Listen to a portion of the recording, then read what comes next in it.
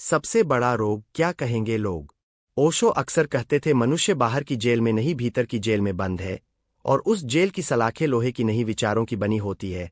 सबसे मजबूत सलाख है क्या कहेंगे लोग। मनुष्य जन्म से स्वतंत्र आता है, लेकिन धीरे धीरे उसे सिखा दिया जाता है कि तुम्हें वैसे जीना है जैसे समाज चाहता है, तुम्हें वैसा बनना है जैसा लोग पसंद करते हैं। तुम्हारी मुस्कान भी दूसरों की अनुमति पर निर्भर हो जाती है, तुम्हारे सपने भी भीड़ की स्वीकृति मांगते हैं।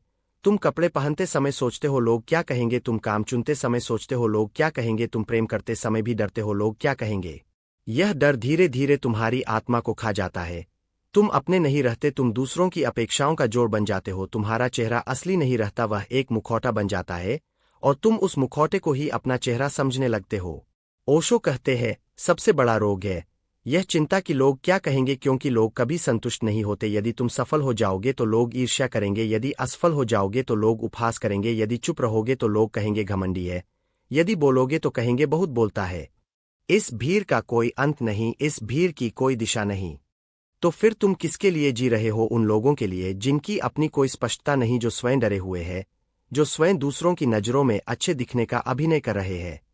ओशो कहते हैं जीवन साहस मांगता है, और साहस का अर्थ है अकेले खड़े होने की तैयारी। जब तुम अपने सत्य को स्वीकार करते हो तो कुछ लोग तुम्हें पागल कहेंगे, कुछ तुम्हें विद्रोही कहेंगे, कुछ तुम्हें गलत समझेंगे, लेकिन पहली बार तुम स्वयं को सही समझोगे।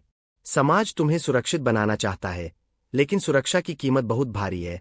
तुम्हें अपनी मौलिकता खोनी पड़ती है, तुम्हें अपनी आवाज दबानी पड़ती है, तुम्हें अपने हृदय के विरुद्ध चलना पड़ता है, और जो व्यक्ति अपने हृदय के विरुद्ध जीता है वह भीतर से मर जाता है।